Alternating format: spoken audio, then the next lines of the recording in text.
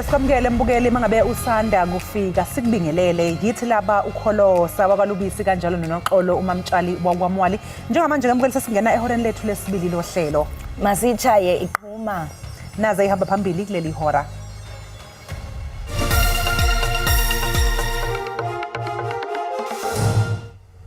Umengameli uCyril Ramaphosa ufuna izimpendulo ezigcwele malungana nesigameko sokuvuza kwegesi esidlule nomphefumulo wabantu abayi-17 eBoksburg eMpumalanga yeGoli. Umongameli uCyril Ramaphosa uthi uMzantsi Afrika uzakuxhasa iDemocratic Republic yaseCongo nanjengoko iceba ukubuyisa uxolo kwimpuma yaseDRC.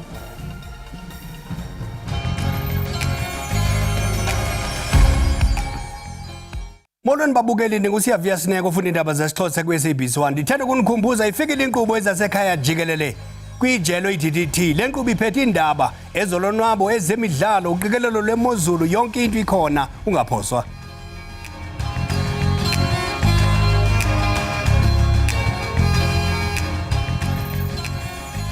Umengameli uCyril Ramaphosa uthi kufanele kwenziwe uphenyo olunqala malungana nokushona kwabantu abayi-17 okhona kubo nezingane ezintathu emjondolo iAngelo engaseBoksburg eKuruleni kanti ke abayi-11 bangeniswe esibhedlela. Mbukeli okuholele ekutheni laba bantu baphangalale ukuvuza kwegesi emayini ekude buduze nalendawo. Inkqubo zokwembiwa kwemigodi yethutyana ngokungekho semthethweni ziyaqhuba kwingingqi yamatyotyombe eseBoksburg. Kutyholwa ukuba abembi mgodi ngokungekho semthethweni ababizwa njengoozamazama basebenzise i-nitrate oxide ukucoca igolide suka yavuza kwizixhobo zesilinda zengephanyazo yehlukanisa imiphefumlo nenyama eli-17. Amagosa wenkonzo zikaxakeka eKuruleni athi aziswe ngomnxeba ngokuqhushumba kwale gesi ze xa befika baqwalasela ukuba bingekaqhushumbi koko ibivuza.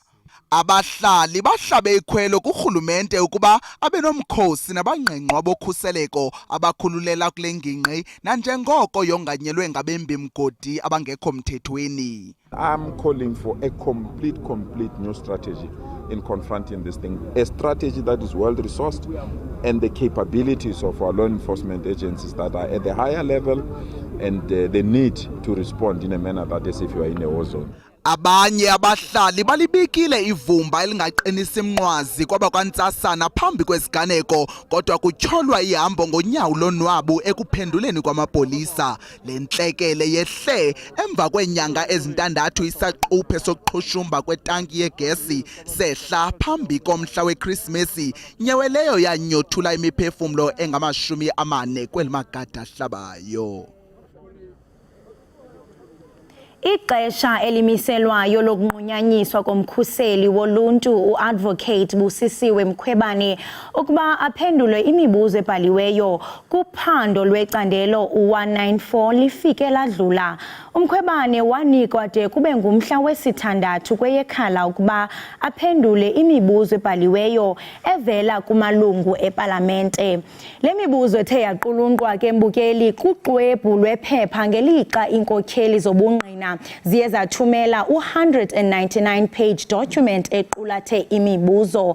Akukacaci ukuba Umkhwebane ukuphendula ngaphambi komhla omiselweyo kodwa uye waxelela ijelo le-SABC kwiveki ephelileyo ukuba akazukwazi ukuphendula kwangethuba nanjengoko esathetha-thethana negqwetha lakhe elitsha. Ikomiti ibike yachaza ukuba iza kuqhubeka kwaye iqulunqe ingxelo yayo ukuba akawuthobeli umhla obekiweyo. Izakhamuzi zasehostela iDalton eThekwini zithi ukungahlinzekwa ngeyidingonqangi ngendlela kuholela ekutheni indawo ezihlala kuzo zingahlanzeki. Amahostela aseThekwini amanye awo adume kabi ngokuhlala yinkabi. Ayenzela ukuhlala abesilisa abasebenzele emadolobheni kepha manje amukele nabesifazane nezingane. Hostel iDalton seleyinkulungwane zabantu bakhala ngokubola kwamabhilidi nenqalasizinda esindala, ubugebengu nokugcwala ngokweqile. Lack of inspection iyona ebalulekileyo kusukela phezulu emkhandlwini kuza konsumbi onsumpa abakhona sinabo kufanele ngabe ibona ababheka isimo samahostela ukuthi ngabe izakho isame kahle yini. Wafika wangazi ukuthi futhi uzoqala lutho akwazi uzoqala kuzobe manje. Izitezi ziyadabuka abantu bengafela endlini noma yini. Abesifazane nezingane sebehlala lapha bakhala ngeinsiza ekude. Imitholampilo asinayo, sinezingane, amakreshi asinawo. Uma ngabe ingane igula noma ugula ezomhlali uthi uyayikho ngedwadi bakuxosha. Umasipala uthi ukunqoqa nokukhokha irent engu-43 wamarandi ngenyanga nobugebengu okuphathweni kwamahostela ikhona okubenza banqindeke ekuhlinzekweni ngezidingo. Ngizothi abantu abanobugebengu abanokuphatha amahostela bese kubalikhuni ukuthi osupervisor bethu bawenze ngokugcwele umsebenzi wabo. Kodwa ke siyathemba ukuthi njengoba kuzo upgradewa inkinga eziningi ezikhona ehostela zizophela. Umasipala uthi usubeke eceleni 100 million amarandi ukuvuselela kabusha nokwakhiwa kwaleli hostel eDaltoni. Eindabeni za SABC ngikuvusi Khumalo eThekwini. Bakhalaza ngongafumani inkonzo abahlali kwihostela yaseKhuma eMahlosana eMntantshona nanjengoko sekuphele iminyaka esixhenxe behlala kule hostela bafudiselwa kuyo ngurhulumente ze bathenjiswa ukuba baza kufunelwa indawo esisigxina. Le mfuduko yatyabula urhulumente imali engaphaya kwe-18 million yamarandi. Urhulumente ke uphinde wachitha imali engaphaya kwe-12 million kwizakhiwo zethutyana ngekaqetywa. Inhlalo yasehostele inhlalo engelula kwezintsapho kungoku nje ababahlali baphelelwa lithemba lokuba urhulumente uza kusifezekisa kusini na izithembiso zakhe emva kokususwa kwabo kwenye hostele basiwa kwenye ngelixa bengafumani inkonzo ezingundoqo. If ke namna mandifuna ke toilet ndithatha islopemary sam ndingena endlini nceda mangigqibele ndihamba ndiyochitha ehlathini. Urhulumente wayesithembisile uba apha sizawuhlala for 6 months temporarily. Sekubhlungu kakhulu ke thina kuba abanye bade bashiya besiyela kule ndawo esihleli kuyo. Uninzi lwabasebenzi abamnyama abahlala apha luthi luziva luhliselwe isidima. Pelo khona di bohloko. Ha kana seriti. Uthi inhliziyo zethu zophukile, asisenasidima, asihlonitshwa nangabahlali balapha ngenxa yendawo esihlala kuyo. Eyona nto ibhlungu kukuba nomntwana wam uphathwa kakubi esikolweni. Uxelelwe ngutitshala ukuba indlela aziphethe ngayo yenzwa ile ndawo ahlala kuyo yasehostel. Isebe lezokuhlaliswa koluntu kunye nekomiti ejongene nezokuhlaliswa koluntu kweliphondo aziboni ngasonye malunga nenkcitho engafanelekanga. We had to incur certain costs in order to, ensure that these structures they come up. And they are right, they are not as yet being completed. They were developed really to house, them. But at the end of the day, we also hand them over to municipality. We don't agree with the expenditure. We have said it and we are not moved in terms of the expenditure that is there. Ngelixa isebe lisithi lenze inzame zokunceda ababahlali ukanti lixekwa kabukhali ngokuthatha izigqibo ezingafanelekanga nezinefuthe elibi kwintlalo yababahlali. Nangona kwenziwe izicwangciso zokufudusa ababahlali okwangoku kuseza kufuneka benze unako ukumelana nale meko bakuyo. Inkampani ephakela ngogesi eGoli iCity Power ithi kuzothatha inyanga ezimbili ukubuyisa ugesi elokishini Diepkloof eSoweto. Kulandela utyelelo lukasodolophu waseRhawutini umnumzana Kabelo Gwamanda onokontraka beCity Power babambe intlanganiso neenkokheli zabahlali basehostele yaseDiepkloof ukuzazisa ngomsebenzi oza kwenziwa kwezi hostele nekulindleke ukuba uqukunjelwe kwisithuba senyanga ezimbini. The team is on the ground now at the hostel, and we are ready basically to start with the work that is outstanding, both at Giyani and also Madala hostels. You remember that we had already done some of the work at Madala, and it's about over 300 units that we've already basically done there. So currently what we are going to do is to start the work at Giyani and ensure that we install all the MV structures. Ngabahlali bezihostel abangamashumi amabini ubuncinane abafumene izingxungxo kulomsebenzi wokulungisa umbane. Nyathelo elo zilamkele ngazo zozibini inkokheli zabahlali. Ngibizwa ukuthi iviki ngeke lize liphele bengafikanga la kuzoqala ukusebenza nabo. So ke ngathi nje lokho kwamanje engisacoshile City Power authority contract. Umnumzana Khoza ukwathe baza kulinda namanye amaqumrhu orhulumento njengoJoe Backwater nawo asondela aqalise umsebenzi.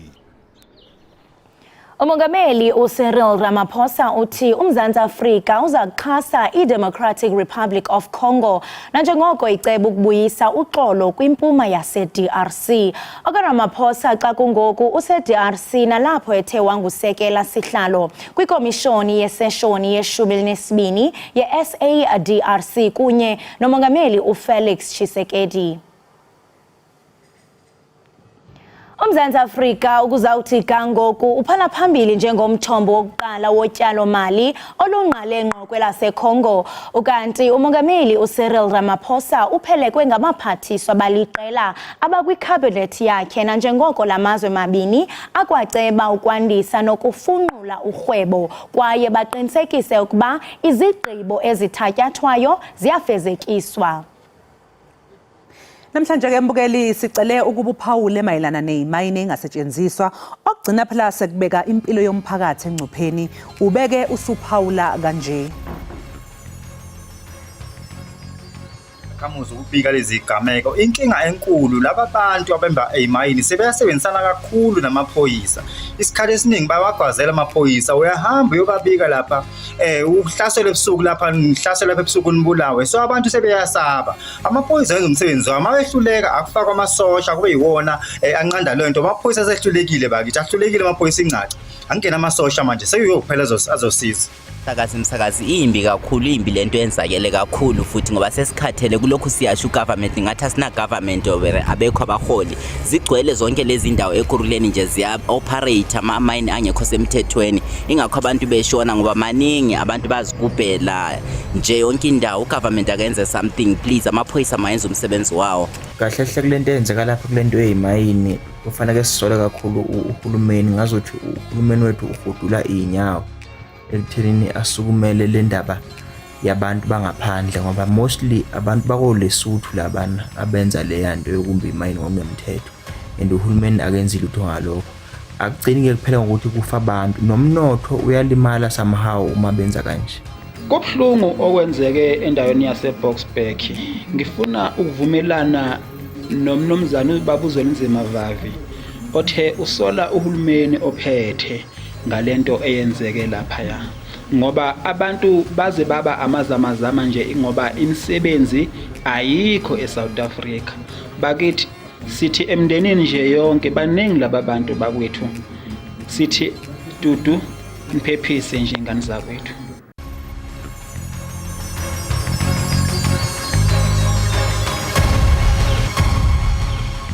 Enkosi ngokuhlala nathi nisasibukele apha ekhaya Jikelele. Ukitso nobuhlali ihlame basungule itorho labo ogama lingukitso nelikushishini lalapha ekhaya. Ihambo yabo ke yoshishino iqale ngelixa beqala ushishino lokuhlamba impahla ngonyaka ka-2021 nto leyo ke ethe kwambeni kwexesha yaphefumlela ukuqala kwesihlangu sabo sekitso.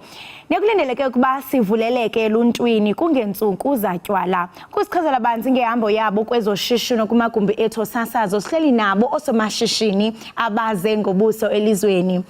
Asingibulise sinamkele ekhaya Jikelele, right? Yeah, yaphila wena. Nami ndiyaphila. Ingaba elishishini lenu njengoko sivile into yokuba nithi niqale ngo-2021 nakhuthaza intoni baniqale elishishini? What was the whole inspiration when you started this business? Can you answer in English? Yes, you may. The inspiration was mainly somewhat supporting our mother because at that time she had been going through a bit of a divorce. So it was somewhat supporting her, and also the fact that I've been wanting to start a business of my own. And why a sneaker brand, to be precise? We've always been into selling, like we've always been into entrepreneurship. When we started out, we had been selling someone else's sneakers and we started making a profit off of that. But that wasn't our entire goal to sell someone else's brand. We wanted to create our own. So when the opportunity came to create our own brand, we jumped for it. And talking about creating your own brand, we are all aware that it's not something that happens overnight. You have to save. So can you just take us back when it comes to preparation? Did you have to save money? There was quite a bit of saving. There was also people involved who we asked for donations, so they helped a lot. But it was also a matter of, I think, like cutting back on a lot of expenses and just trying to put majority of the money into the business. Interesting. And what sort of marketing strategy do you guys are you guys using? Because I know that, I mean, selling is not easy. It's not something that you can just pop up. I mean, what sort of marketing strategies that you can share to also to our viewers that you guys are using? Mostly, we're just doing social media. The internet has become our best friend in this entire journey. Right? Yeah, but also word to mouth or like the old-fashioned newspapers or like flyers, they help as well. Let's talk about the pricing. Do you guys come together to discuss the pricing? Family dinners turn into business meetings where a lot of discussions are made. We like talk things over. We come up with ideas and strategies, how to implement them. So we do have a lot of those lengthy discussions on how we do the pricings, how we're gonna promote the products, and what new ideas we're gonna come up with. Speaking of ideas, we understand that you guys are at school, right? Yeah. So how do you juggle between having to be at school and having to succeed in this entrepreneurship? Well, it's not easy because there's a lot of times where we get a lot of, say, homework from school, but we have to try focus on the business. But most things are run by our mother so that we can focus on getting past school so that when we've reached like an appropriate age, we can completely take over the business. Wow. And I must say that we are actually on Savings Month, you know, where everyone is encouraged to save money. Why do you think it's important that, you know, as you are kids, because I mean, entrepreneurship is looked that, I mean, it's only you can pursue that when you are an adult. But you guys, you started at a very young age. Why is it important to pursue entrepreneurship, especially now that we are celebrating Savings Month? I think mostly because the economy, it's not the best as it is now. So there is lacking in jobs. So like not a lot of people have jobs. You aren't able to just easily create jobs. So if you're going into entrepreneurship, it is a good idea because not only are you making money for yourself, but you're able to give back to the economy and hopefully create jobs for other people as well. Wow, creating jobs for other people. Yes, you want to add? We've been able to do by starting the laundry business. We've been able to open up a few jobs for people. Wow. And I mean, where do you see yourself? What are your future projects? I mean, do you only want to sell sneakers or, I mean, grow your Kitso brand? Where do you see yourself in the next coming years? I'll probably be in university because I want to become a doctor. But Kitso is definitely going to be taking charge of the entire thing. Taking charge. Are you ready, Kitso? I'm preparing myself. But see, in the next years, there's a very big idea behind what we're doing. It's not just selling shoes. or clothes or a laundry service, the big idea is to be able to have an online platform where you can access different kinds of goods and services. Yeah. I mean, as you mentioned that, you know, our economy is at stake. Why is it important that, I mean, as a child, you are financially literate? Do you think that maybe, you know, our education system is doing enough to educate you guys about financial literacy? I think they do their best with the limited knowledge they have, because not everyone is well versed in how to start a business or how to successfully run a business. And not a lot of people like have access to that knowledge. So they try to teach us with the limited resources they have, but I don't really know if it's enough to ensure that a lot of people succeed, because it is a lot of trial and error, and they do their best. I think. They do their best. They do their best. But you also have to meet them halfway, right? Yeah. Hence you have your Keto brand. And you know that starting a business, you know, it's not easy peasy. I'm sure that you did face some challenges. Can you share with us and how you use those experiences to better yourselves?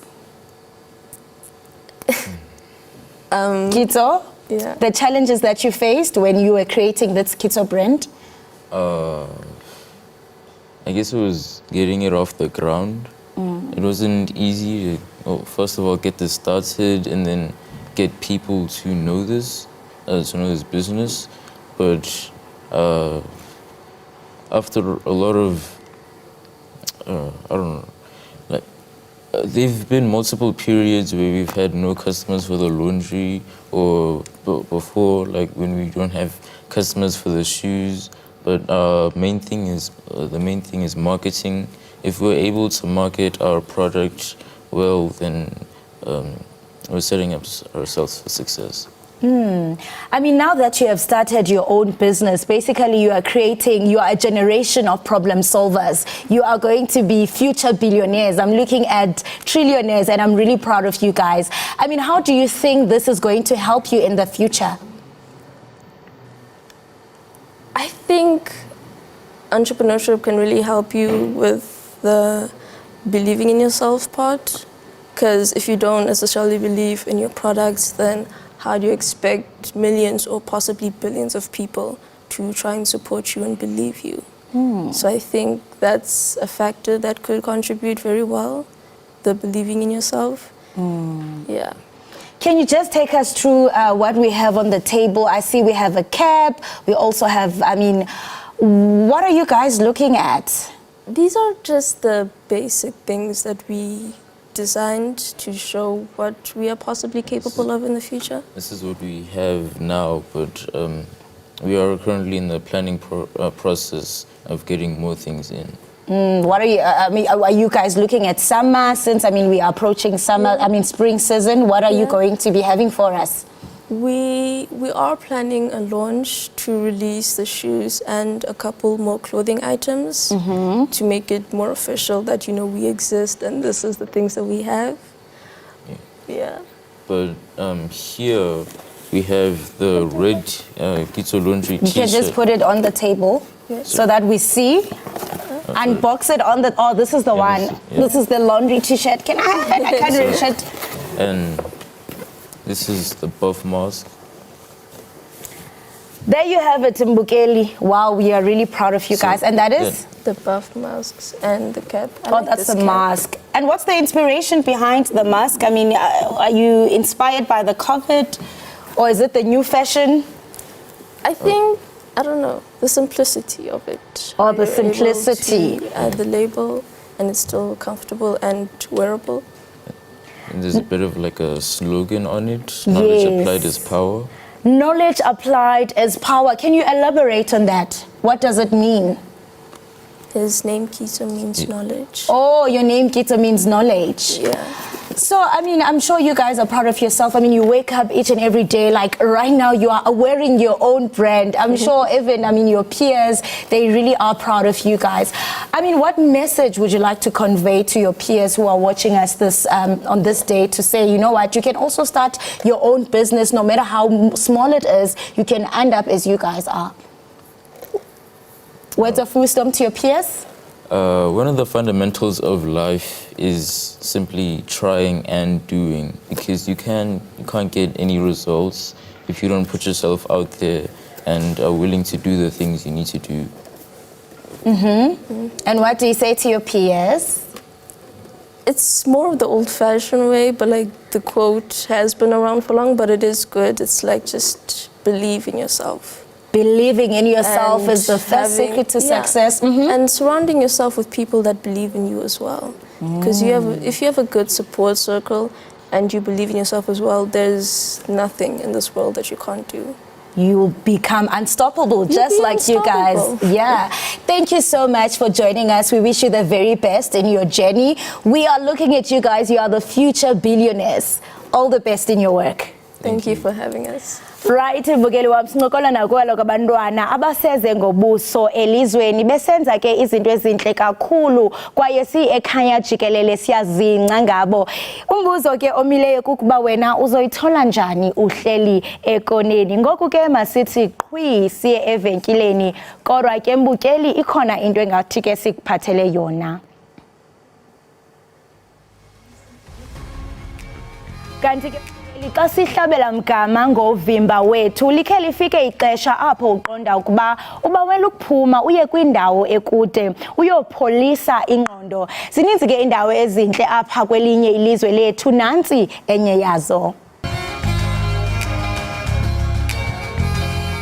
Siphinde sikwamukele mbukeli Ekhaya Jikelele, sibonga kakhulu ukuthi usahlezi nathi lapha ekhaya.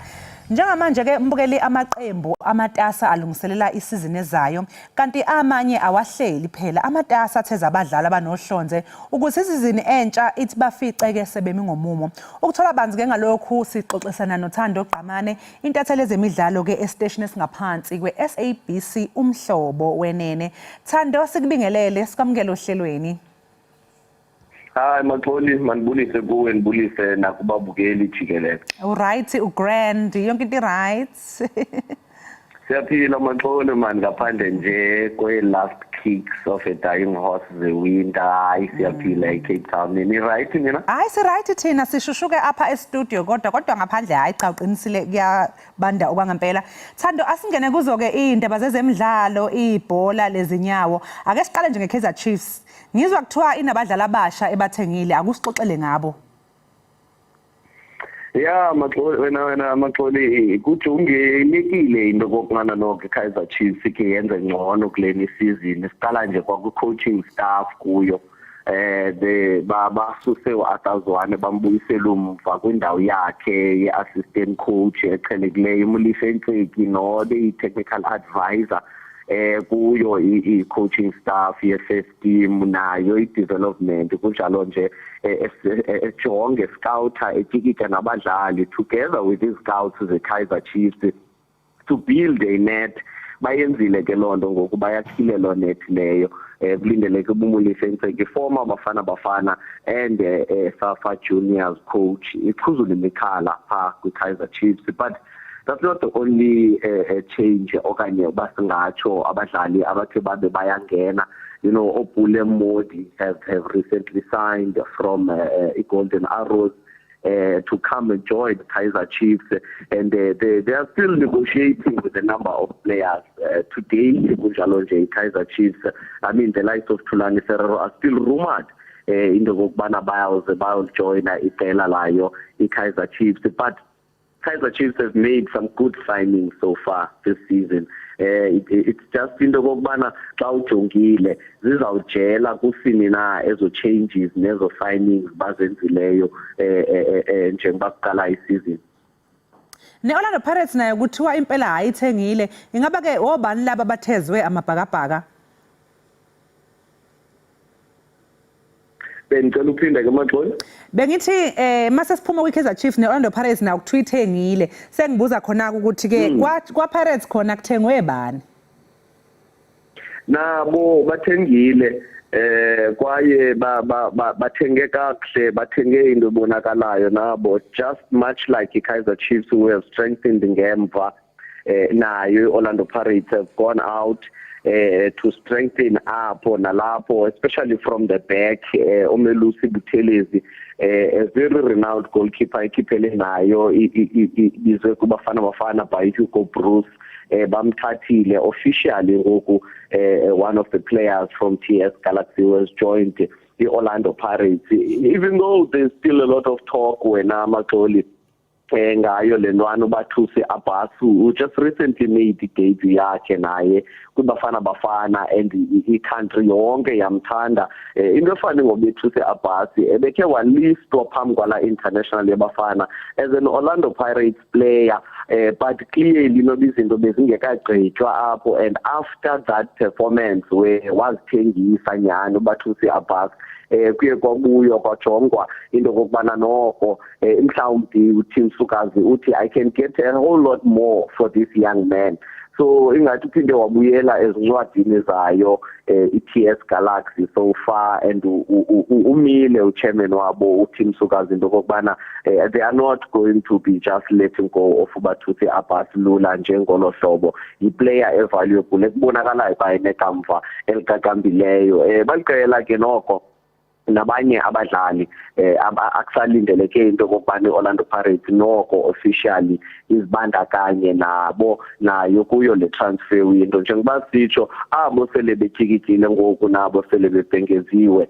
Kusazawucaca kusekho Andile Jali abazi free agent in the air, so kusazabonakala Maxolo into kokubana amaqela amakhulu asayina ade athini. Kusekho Khamabhili yakhe engekacaci ku-Kaizer Chiefs into kokubana uyahlala okanye uyahamba kusini, na yonke la mali yakhe ingenza mhlawumbe kubizwa abanye abadlali ababini abazawukwazi into kokubana noko xa iqhekeziwe bakwazi ubhataleka kakuhle nabo instead of bani ichitha kumntondo. Hawu Wethando, wakhuluma indaba ka-Andile Jali. Mina ngeke ngezwe kodwa ngathi kuthiwa weyamaniswa ne-Chiefs. Ngabe kuyiqiniso lokho? Ubuza ngo-Andile Jali manje kufa kahle wena Maxoli. Naye ulindelekile into kokubana kucace kakuhle apha ekuhambeni kwexesha into kokubana u-Andile Jali uyakweliphi na icala. Kudala abantu bemlandela ku-social media bafuna ubona into kokubana nobukweliphi icala. Umane confuse eneni nje naye u-Andile Jali emane posta ngongathi ubhalele eCape Town okanye use-Cape Town. Abantu bacinga uba hey, Cape Town City ingathi kuthiwa noko yiyo le izawuthatha u-Andile Jali. Athi indavakale ngathi noko neqela le-Kaizer Chiefs liyamfuna u-Andile Jali. Singayilibalanga naye kwi-Orlando Pirates kuba waqala kuyo ukudlala u-Andile Jali, mhlawumbi angayokothulela umnqwazi kuyo, and ngoku bazabe bedlala i-CAF Champions League as well i-Orlando Pirates. So it still remains ubana makubone kakuhle wena Maxoli into kokubana udathathe siphi na isigqibo yena u-Andile Jali, but ke i-agent yakhe noko sibeke indlebe nayo itshilo into kokubana bazawubhengeza kungekudala kuba funeka aye kwi-pre-season training, and amaqela amakhulu if they are not overseas they have already started their pre-season training. Hayi ke Thando Gqamane, sibonga kakhulu ke ngesikhathi sakho lo bekuthando Gqamane Mbukeli oyintatheli yezemidlalo laphaya kumhlobo wenene. Njengamanje ke Mbukeli ngabe siqhubekele phambili, sike savakashelwa yimeya yomkhandlu uMzinyathi ubaba uPetros Ngubane. Hey wembukeli ubehleka kuvelela umhlathi izinyo. Angithi phela abafana ke abebeyoncintisana eHungary le phesheya kwezilwandle babuyeke nezindondo kanye neindebe badle umhlanganiso. Ufikile ke lapha endlini zokusakaza saqopha naye ke lengxoxo ekhethekile elandelayo. Mbukeli lapha Jikelele breakfast show. Angithi phela thina umsebenzi wethu kwenza isiqiniseko sokuthi sikunika konke okudingayo. Sisukile ke Mbukeli lapha endlini zokusakaza eSABC ekomkhulu eAuckland Park. Sabhekisa amabombo le esifundazweni iKwaZulu Natal. Sangena sagxile esifundazweni saze safika le eDandi enyakatho yaso isifundazwe. Sase sibuya ke nemeya yomkhandlu umhlonishwa uPetros Ngubane. Akajabule wembukeli ungambona kuqheleke ihlathi kuyena njengoba phela kuneqembu elishaya umkhalambazo iJunior Karate elimenze wayiqhenya yena kanye noMzinyathi bonkana. Angayixoxa yonke ke le ndaba ngoba phela ukhona ubaba la e-studio ufike nje qathatha ukuze azoxoxisana kanye nathi. Baba Ngubane, mhlonishwa Ngubane, sibonge kakhulu ngokuthi ube khona, siyathobeka baba uxoxisana nawe namhlanje kuseni. Kuyintokozo kakhulu nami nkosazana kuba ngibe la namhlanje ngize ngizobonana nawe ubuso nobuso ngikhulume nabalaleli bangakithi nomhlaba wonke wazi ukuthi kulolu hlelo lwenu nisebenza kangakanani sinibikele lezi ndaba ezisithokozisayo ezinhle kangaka la sivela khona emzinyathi eDandi eNdumeni. Siyabonga kakhulu ubaba. Akuxoxela nje nombukele ekhaya ukuthi yini lekujabulise kangaka. Phela into engithokozisa kakhulu uma ubona abantu bephumelela emkhakha yonke ungenzi umkhakha owodwa bethinteka bonke abantu enisebenza kubo nabo. Kulolu suku ke ngithokozise kakhulu kulezi insuku ilabo abadlala umkhalambazo okuthiwa phela ikarati ngolimi lwakhona. Laba ke abancane abebeyodlala eHungary beyoqhudelana namazwe amaningi awu24 omhlaba wonke. Badla ke umhlanganiso bebuya lapha eMvoti behamba nosensayi wabo behamba nomunye umzali futhi ebagadile laba bafana bagila izimanga. Ubani ongayeka ubathokoze azwakalisa ukujabula kwakhe uma ezwa leso simo ebona leso simo. Phela esibhakeleni sidla umhlanganiso nakho ke umkhalambazo sidla umhlanganiso sesofaka sudle entuthukweni ke ngoba vele siyazi ukuthi nakhona siyaya uma ukhona imikomelo yophuma nakhona siyayithola kulento iPWP sidla imikomelo nje siyayidlela amahlanga ukuhlelela abantu ukuthi bazokwenza ama sebeqedile ukufundiswa iPWP exit plan pho ubani ongathinta umzinyathi. Yebo mhlabishaba akekho futhi ngiyazi na ukuthi sikhona kwaZulu-Natal komasipala abayishumi nemetro siyaziwa ukuthi sikhona. Manje babu ungubane abafana laba bomkhalambazo abathe baphumelela le eHungary njengoba usho nawe ingabe bebelitholeni uxhaso kumasipala? Ngempela into esinika isibindi ukuba sikwazi uma sihalalise ingoba besahlela beza bazosibikela bathola isibusiso bafike emkhandlwini sinomhlangano we-council kukhona namakhosi sashutha nabo isithombe sakhuleka sathola nabo isidlo sasemini sasibafisela konke okuhle sasisibanika ke futhi nalokho kumphako ukuthi bakwazi ukuba basizakale ohambeni lwabo bahlanganise bandananise bekhona ukuba bathola uxhaso ilokho kusenza ukuba sithokoze ngoba sisuka nabo phansi. Yebo baba hayi cha ngokukhuluma kwakho ngiyezwa ukuthi ngoba bengithi ngisazokubuza ukuthi ubunalo nithemba lokuthi bazophumelela kodwa ngoba ngibuza uxoxa umuthi bayafika nakhuleka nenza ukuthi nokuthi hayi vele mase kukhuleke phela ithemba lisuke selikhona ke lokuthi ke bazohamba babuye nayo. Ungathi babumeya mhlawumpeni ukuthi baphumelele lephesheya kuyabaqhuquzelani abanye abantu nakwezinye indawo ezisondelene nalapha abaphuma khona. Phela isimangaliso lesikuthi abafanyana nje abambalwa abebeqhudelana esifundazweni saKwaZulu-Natal baqhudelana eNingizimu Afrika bakwazi ukuba bakhethwe ukuba bawumela izwe emhlabeni wonke jikelele eHungary.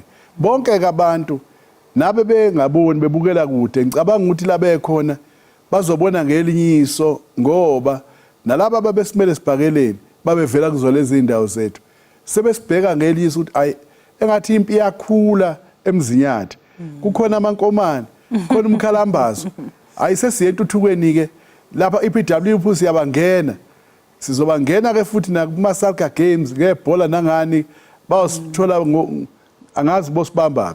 Manje webabumela ngingabuza nje ukuthi njengoba kuyingane ikakhulukazi lezi ezisasesikoleni eziparticipate kuzo wonke leke imidlalo yini njalo njalo ingabe nenze njani na njengomkhandlu ukuthi lezi izingane ayiphazamiseke emsebenzini wazo wesikole?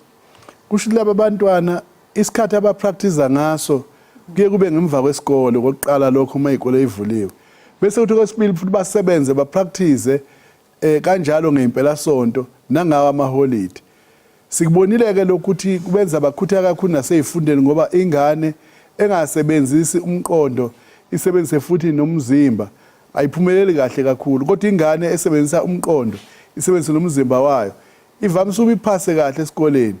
Uma ingane ingabuyela lapho zonke lezo ingane ngaphumelela kahle uma usubabona nje beyikhulumela uyobezwa na ukuthi akuzona izingane ezithathwe nje lezi zivulile emqondweni noma ikhuluma nje uzubangala ukuthi awu ivela kithi lengane ekhuluma kanje eqwaqwada isilungu kangaka nekwazi ukuba ipresent eyikhulumele nakho le Hungary bengibalandela ngibona ngendlela eyikhuluma ngayo ingane ngithi awu lezi ingane impela uma iNingizimu Afrika imelwe abantu abangaka iKwaZulu-Natal imelwe abantu abangaka umzinyathi umvoti awu ngathiwani emhlabeni. Awu baba umeya muhle kakhulu kumsebenzi, siyathokoza ukuza ukuthi izingane intsha yasemkhandlwini wasemzinyathi iyakuthola ukwesekwa umkhandlu uma ngabe yenza izinto ezinkulu ezenza umkhandlu ukuthi ke uyiqhenye ngazo ke lezo ngane. Manje baba mangabuza nje ukuthi mhlawumbe kulezo ikole noma kuleyo ntsha nayo elifisayo ithuba lokuthi nami yazi kukhona okuhle engikwenzayo ngakithi endaweni yangakithi kodwa bengingazi ukuthi ngifika kanjani emkhandlwini nginqonqoza kanjani iminyango kababume ukuthi inkosi yami nami ngilapha ngidinga usizo olukanje ngoba siyazi ukuthi iminyango kababumeya ihlezi ivulekile. Phela sithunyiwe ngeke ngikhohle ukuthi njengoba sifakwe la sifakwa abasifakile abaholi bethu namaqembu ethu epolitiki elami iqembu la ngitshela ukuthi ngisisebenzi angisiyena nje iboss noma umuntu omkhulu silalela umuntu ngamunye silalela abantu ngeinhlangano kuningi esikhuluma ngoba sikhuluma nawe nje sifisa ukuba sibuyele sesikhulumile nabanye benhlangano yothisha engeke ngiyiphawulela sifuna ukuba sibuyele ngempela kuba khona umqhudelwano womculo umqhudelwano futhi wama scout babuyiselwe abafundi nama girl guides nama drum major zonke lezi zinto sifuna ukuyiqala lapha emzinyathi sesikhulumile nalowo owayekade ehola ama scout sakhuluma nalowo omunye ohola futhi inhlangano yothisha inathu sathi cha ngoba nimisela ukuthi singasebenzisana nani nabanye ngeke sibachithe abafisa ukuveza ukuthi empela siyasebenzisana nishona nothisha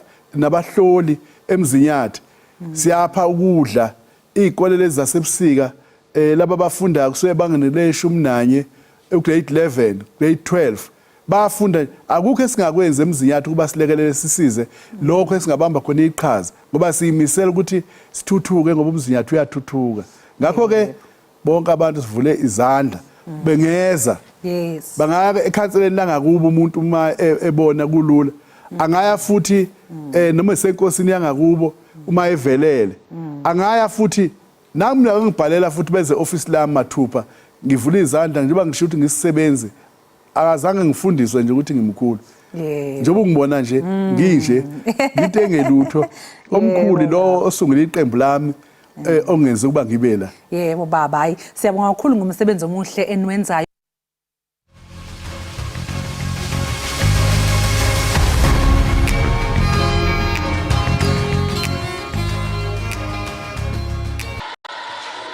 A passion for netball, a commitment to excellence, dedication to country through a commitment to results. Join the netball revolution as the Proteas dominate the court. Dream big, play bigger, and embrace the challenge. The Netball World Cup journey starts here on the SABC as we head to Cape Town for the 2023 Netball World Cup in July.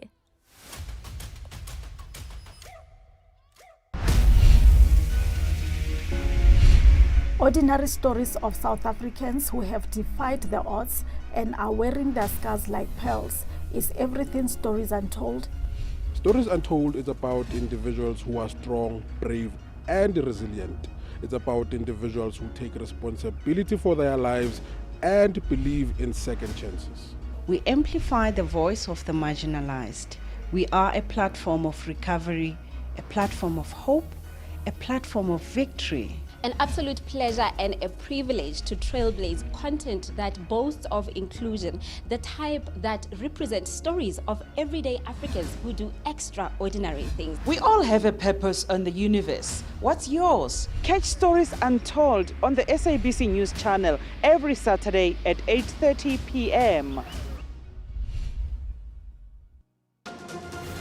According to a report by Gun Free South Africa, gun violence is the leading cause of murder in South Africa. You have about 9,000 guns that are annually reported to either have been stolen or missing. We have a problem with the influx of guns into our society. Another gruesome mass killing here. It's the availability, it's the easy access to the weapons that's the issue. Let's make it difficult also to obtain guns. It's so difficult to get a licensed firearm, but it's so easy to get the illegal firearm. We're going to get every gun. We're going to find every suspect. Izindaba ezimnandi uhlelo lwe-SABC olungungqa phambili nolusakaza ngolimi lwesiZulu iAsikhulume Let's Talk lubuyile komabonakude benu babukeli. Baba, wena ungafisa ukuthi uhlelo lwe-Asikhulume lukhulume ngani? Indaba lo-trading iyaphazamisa. Bawuhamba ugesi bayangibamba. Kodwa kagesi ayikulimaza kakhulu amabhizinisi awasasebenzi. Ungabona imotweni kanjani seshayisene ngendaba njalo amaphotos asemgwaqeni. Amaphoyisa phela sathi intshontsho. Manje intshontsho zoshona. Nathi asikhona ukusebenza. Amathuba omsebenzi siyouth sayidinga imisebenzi. Ayishise amaprize ekudla abanye abantu abasebenzi baphila ngemali egrant. Sisakhulume ngelento yokuphumeza kwabantu besifazane nengane encane. Simzwile, sanlalela. Asihlangane njalo ngoLwesibili ku-SABC 1 ne-DTT. Asikhulume. Let's talk.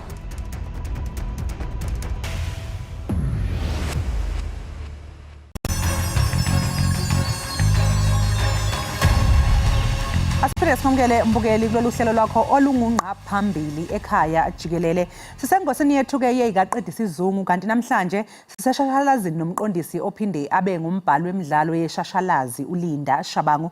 Leli bhungu-ke mbukeli lihlanganise usiba nephepha lajula ngomqondo nangomoya laze-ke lembuleleka ngodaba olusihloko sithi Black Stone Cry. Kulo mdlalo uhambo lwabalisa abane abahlangabezana nezingqinamba ezahlukeneke empilweni. Njengoba wazi na umbukeli ukuthi phela empilweni kunengcindezi esiyithola singaphansi kwayo evela kubantu nezimo esisuke siphila ngaphansi kwazo. Lokho-ke kuyaye kugcine sekuholela ekutheni sizizwe silahlekelwa ubuthina. Lenseleleke iyona ebhekene nabalisa abane kulo mdlalo iBlack Stone Cry. Okwenza-ke isimo ababhekene nabo sibe likhuni ukuthi zibanatha nje isimo sempilo sibahlukanise namakhaya kwazise phela umoya uyelapheka uma usendaweni yakini. Angiqondileke khona ukuthi ngigeqa amagula ambukeli ingakho njeke nginoLinda ongumbhali walo mdlalo osivakashele lapha ekhaya namhlanje. Umfoka Shabangu asikubingelele sikwamukele ohlelweni. Sibonga. Friday namhlanje uzizwa njani? Hayi ngiright thina iyafana nje because sifanele siyosebenza. Yeah, so sihlale serious. Yeah, same 6 no 9. Siphumula nje ngalelo langa. Yeah, okay Linda, Black Stone Cry. Siyazi ukuthi sonke sinayo imizwa, siyayithola siseyimweni lapha okwenza khona ebhlungu empilweni zethu siyithole sesikhala njalo. Wena ukhethe isihloko esithi Black Stone Cry. Ngicela ukuthi usichazele ngalesi sihloko nokuthi yini eyenze wazofinyelela kuso. So ngibhale 2016. So mangibhala 2016 is the first official play bengibhala like after I graduate esikolweni. So bengihambe bomnyameni obuningi because ngisuke ekhaya ngazofunda ngayithola ngihlala eGoli ngayithola ngasa yenzi lento engiyifundayo sengisebenza because fanele ukudliwa ngisho. So ngithe mama sengibuyele ekhaya then I realized ukuthi bengiphuka emoyeni. Yes. And la ngisebenza khona sonke siphukile kodwa iproduction umsebenzi walabantu esibasebenzayo uyahamba kodwa thina siphukile. So bokunenyembezi nje eziningi ezingaphakathi asiyiboni kodwa zikhona yabo. So ukusuka nje istory nje lesi ukusuka nje from ekhaya ukuyosebenza uyithola partner endawo ke eGoli and then uyayi bathi ikhanda liyazula khondoka ziyaduma phela. Manje ngiyabona ukuthi ngiqaphelile ukuthi vele njengombhali kuye kubaluleke ukuthi uqoke indawo lapho kuzobe kwenzeka khona umdlalo lowo ozobe ukhona ubased khona. So wena yini into engiqaphela ukuthi la kwi Black Stone Cry umsebenzise indawo yasemadolobheni ngabe sikhona yini isizathu salokho? Njengoba ngisho sonke isinkwa khona la sisifuna khona. Siyasuka khona basuka N3 bayasuka from le bezela kusuke N3 bakhuphuke yabo njalo. So babiza ngesilungu bathi migration. Yes. Yeah, we move from our places to urban areas lapha esiyofuna khona and la urban areas now kula ke sohlala nezinto ongayijwayelanga ama culture amasha izo zonke lezi zinto ubona yonke lento ikhona la but ekhaya fanele kubuyele that's why ngama Easter uthola nje utraffic sijahele ekhaya yeah so thatha amandla okubuya so thatha isinkwa khona basalayo yeah manje ngiyazi ukuthi ena i-Blackstone Cry i-centered around ama-emotions kakhulu and ama-emotions imvama ajwayele ukuyamaniswa nathi thina abantu besifazane ukuthi hey si-emotionally si-sensitive sinjani njani kodwa la ngiyabona ukuthi abadlali bala okuyibona abahamba phambili abaqavile abantu besilisa and so ukwenze ngamabomu lokho kuyamanisa umuntu wesilisa nama-emotions nokuthi bekuyini inhloso yalokho cha lutho so ubaba uyaphuma ayofuna isinkwa umama uyasala yabo endlini akade umuzi right so the story lesi it's about lawo my emotion that ubaba goes through in the journey of ukuthola leso sinkwa ukuthi abuye naso yabo it's more influenced by this because umama fanele ngumthumela ngisho ngeke umani market ngithumela so la ngibengishare nje ukuthi what men go through that we don't even say endlini because fanele sibe nale facade ukuthi hayi yes ngubaba ukuthi umuntu wesilisa umuntu esifazane imizwa and kubalekile ukukhombisa imizwa yakho ukuze nawe uphole ngaphakathi uyazi izolo sike savakashelwa ubaba uJames Ngcobo oy director lapha eJoburg Theatre yeah yena wathi ubhala ama contemporary imidlalo contemporary wena yiphi genre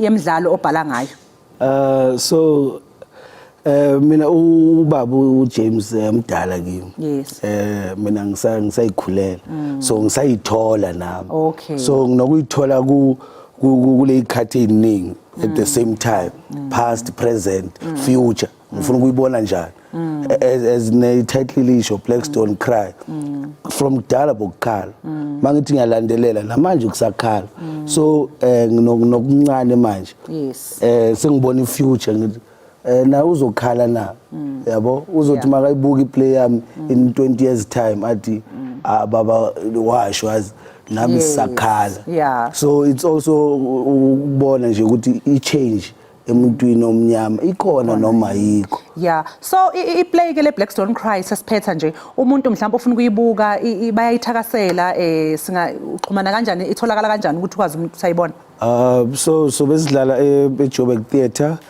ngebirthday babu Mandela nge-18 until nge-22 and then kulezi zinto lezi zama socials I think yonke into ikhona mawungangena nje kulo www.joburg theatre ikhona neposter lapha uyothola yonke information about iplay necards zayo iplay nami ngangilandela ku social media there's clips that siyifakayo nje ukuthi abantu babone ukuthi icontent yethu yini yabo so ke hayi isifundo mina engisibona ngalo Blackstone Cry ukuthi phela sifuna ukuthi sikhiphe kakhulu ke kubabikeli bagcine bengasayi kuyobuka iplay kodwa bengifuna sixoxe kokugcina mayelana nokubaleka kwabantu besilisa ukuthi bakwazi ukukhipha izimvo zabo bakwazi ukuthi basho batshengise ukuthi bazizwa kanjani yes so it's very important wena mama yabo because esilimele mama silimele so emotionally mentally not as abantu amajita we need to start now coming to the table and say this is how we feel angeke sihlale njalo sithi ku right kuzalunga how nini ukulunga yeah so umboniso lo uke waboniswa eRed Hill Festival eAlex Youth Festival naseyindaweni enjengalezo abantu bebewuthakasela sengifuna ukuheha laba usafuneke beze phela le 18 yabona thingakhuluma kakhulu kodwa uBlackstone Cry akusisho eqalayo manje ina 5 nje yes idlalela iyakhula njalo so umuntu oyibone maybe 2016 nalezo ibona manje akusafani masihamba nje seJoburg discover okunye masiya eloneni thingithi Red Hill discover okunye then siyabuya sopheka yabo nabo mama nje nayenza uhlala nebheni uhlala nani uyabuya uthi so nayo it's that and one thing nami ngiyadlala kuyo ngibhalile kodwa ngiyadlala nami kuyo hayi cha shuthi sesolinda ke 18 sizokwazi ukuthi ke siyibukele sibonge kakhulu ke Linda ngesikhathi sakho sikufisele nje konke okumhlophe ukuya phambili umbukeli ke lowo bekulinda Shabangu besixoxisana naye umbhali wemidlalo lapha eShashalazini ke ukhiphe umdlalo othi Blacks Don't Cry. Kanti ke njengamanje mbukeli siyabona ukuthi sasingena ehoreni lethu lokugcina ake siphose izintambo lapha kukholosa ke sizwe ukuthi zithini ihamba phambili kuleli hora.